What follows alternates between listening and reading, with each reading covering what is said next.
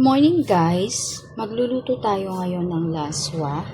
So meron akong mga sangkap dito para doon sa laswa. Natutunan ko ito doon sa kantin ni Lula Uday. So minsan tumitingin ako doon kung paano siya magluto. So ang nakita ko nga na maraming kumakain sa kantin niya at ito yung mga madalas maubos talaga at hinahanap ng mga customer niya, ng mga senior o yung mga parents na mga workers na nagtatrabaho sa mga company. Ito ang hinahanap nila. So ito, meron tayo ngayong saluyot. Ito, isa ito sa kasama ng laswa, saluyot.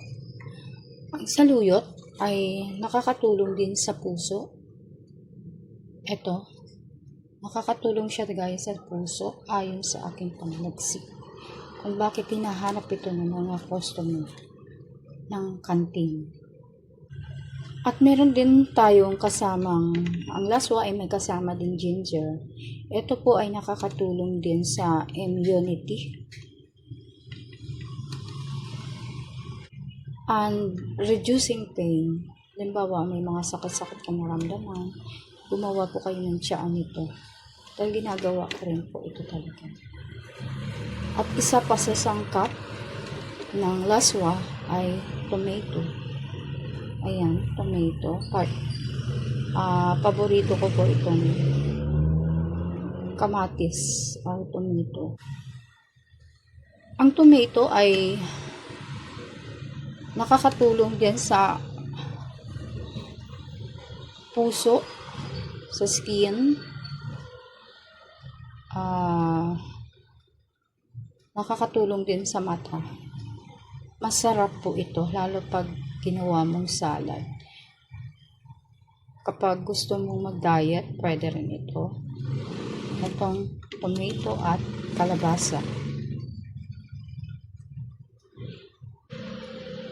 Ang kalabasa ay maganda ding gulay. Kasi ito ay vitamins A and C, support immune system, at nakakatulong din pumayat ng kalabasa or iskuwas at eye health din siya. Nakakatulong din siya sa mata upang luminaw. Kasi kapag medyo napansin kong nagbablurred na yung mata ko, lumalabo. Ito po yung hinahanap ko. Bumibili po ako ng maraming kalabasa. Para yan po yung ginagamot ko sa mata ko. Isa sa sangkap ng laswa is garlic. Meron akong kwento dito guys sa garlic. Nung time kasi, may nagkwento kasi sa akin. Tapos na about sa mga chismis na hindi ko naman alam. Parang hindi po kaya mahirap po makinig ng chismis. Balik tayo doon. Dito sa garlic po ay nung tumaas po yung BP ko, nung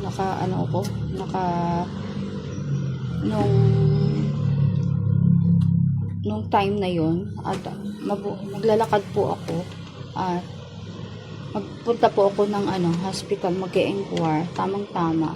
Nagpa-ano na rin ako, nagpa-BP ako. Then, sobrang taas ng BP ko, umabot na ng parang 150 yung BP ko.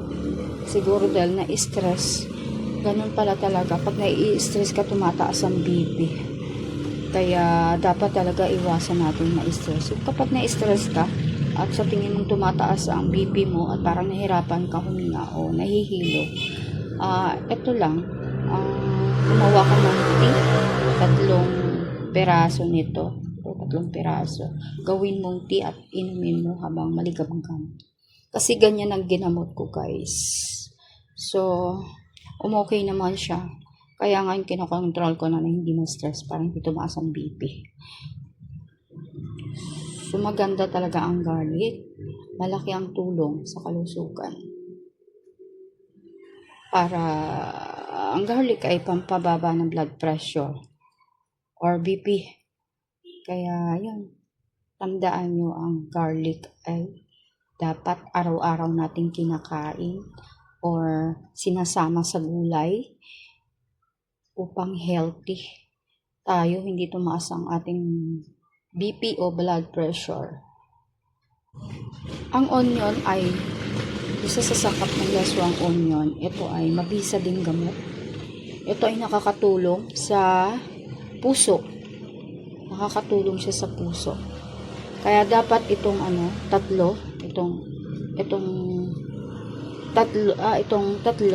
itong kamatis, ginger at garlic, onion, at marami pang ibang leafy green.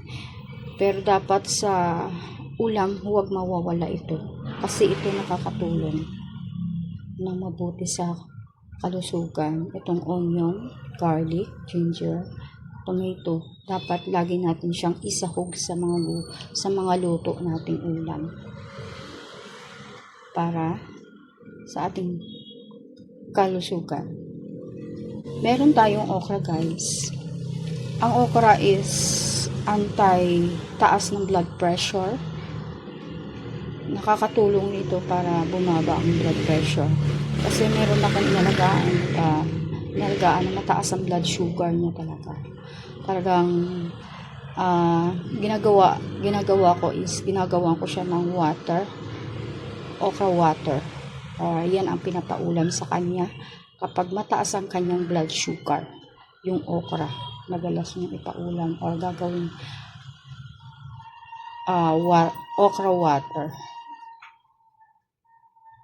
Okay, yan lang ang sahog ng laswa ko. Yan. Tapos hindi na siya, pag iluluto siya, hindi na lalagyan ng mga kung ano-ano pa. Ang ilalagay lang is salt lang. Iodized salt lang ang ilalagay. Na konti lang. Ito, pag niluto mo to, wala talaga siyang lasa. Salt lang salt lang talaga. So, wala ka nang ilalagay. Kaya nga, healthy ang laswa.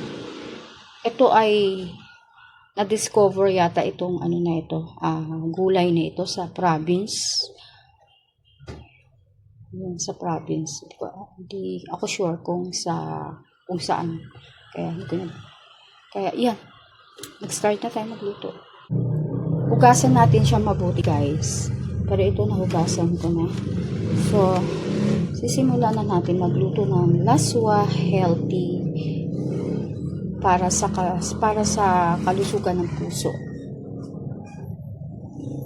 at katawan. Masyadong nagkakasakit sa iba-ibang bansa. Lahat ng bansa. Ganda na nabili kong cover table.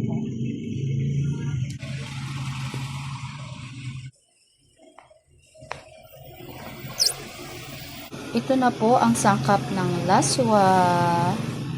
Ayan. Healthy at fresh pa talaga. Ayan yung saluyot. Ayan.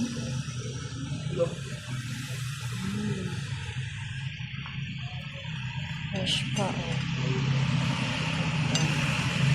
Ayan.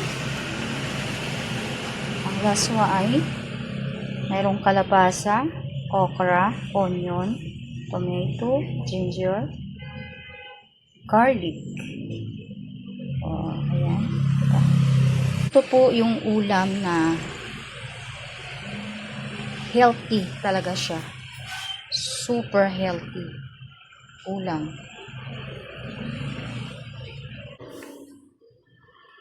Kulo na yung tubig, guys. Ang una natin ilagay is etong mga ricados na garlic, ginger, onion, tomato. Ayan. Masarap po yan. Healthy pati. Dapat ito ang kinakain ng mga senior at yung mga masisipag magtrabaho.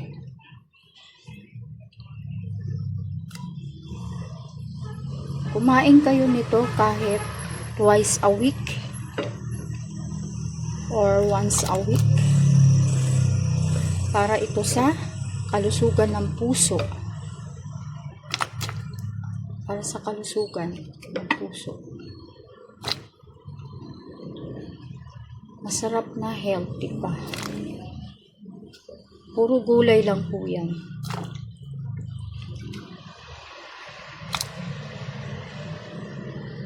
Ayan.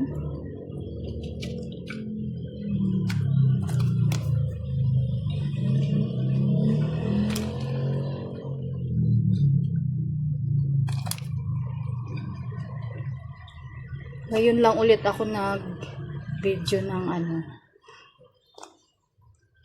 healthy food na gulay. Pag kumulo ulit, pagluto na yung mga gulay na kalabasa o okra, tsaka natin ilalagay yung saluyot. Okay? Hintayin natin, takpan natin. Takpan natin kung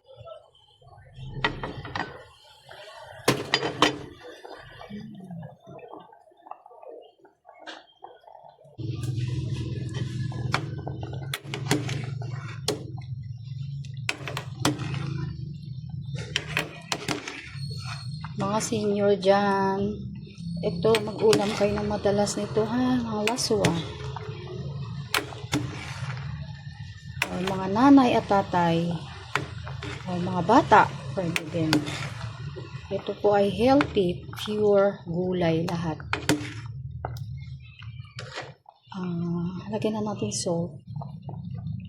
Lagyan na natin salt.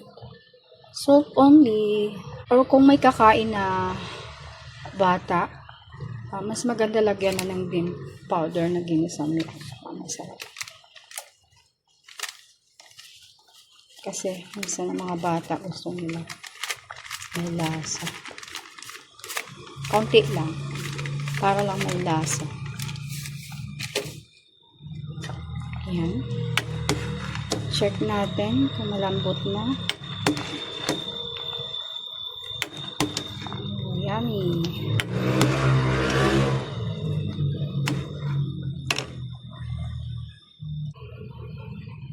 Malambot na guys. So pwede na natin ilagay ang saluyot. Ilagay na natin guys yung saluyot.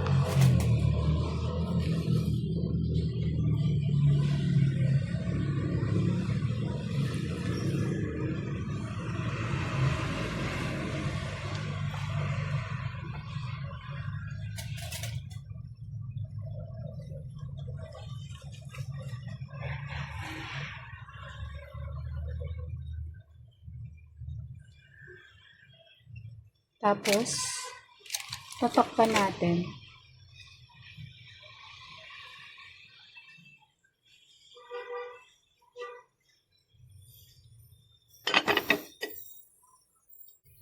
Kapag mabango na guys, ang saluyot, ibig sabihin luto na. Yan. Ito na.